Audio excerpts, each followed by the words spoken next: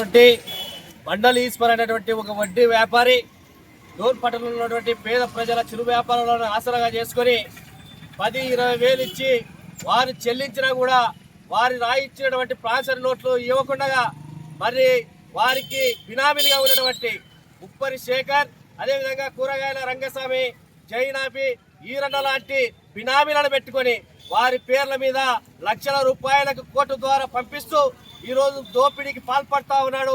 వీటిపైన అనేక సందర్భాల్లో ఇక్కడ మండలి ఈశ్వర్ బాధితులు ఆందోళన కార్యక్రమాలు నిర్వహించినా గానీ అధికారులకైతే పోలీసు అధికారులకైతే ఎవరికి కూడా చలనం కూడా లేనటువంటి పరిస్థితి దాపరించింది. ఇప్పటికైనా కూడా పోలీసు అధికారులు, రెవెన్యూ అధికారులు స్పందించాలి. తక్షణమే మండలి ఈశ్వర్ వారి బినామీ ఇళ్లపై ఏసీబీ దాడులు నిర్వహించి వారి అవినీతి అక్రమాలను కట్టడి చేయాలి. లేకపోతే కనుక కేవీపీఎస్ నిర్వహిస్తున్నటువంటి మండలి ఈశ్వర్ బాధితుల పోరాటానికి సిపిఎం పార్టీగా సంపూర్ణ మద్దతు తెలియజేస్తా ఉన్నాం. ప్రత్యక్ష పోరాటాల్లో కూడా వారిలో భాగస్వాములు అవుతామని కూడా ఇక్కడ ఉన్నటువంటి అధికారులకి అందరూ కూడా తెలియజేస్తా ఉన్నాం. ఇప్పటికైనా కూడా బాధితులను ఆదుకునే విధంగా రెవెన్యూ పోలీసు యంత్రాంగం తక్షణమే చర్యలు తీసుకోవాలని విజ్ఞప్తి చేస్తా ఉన్నాం.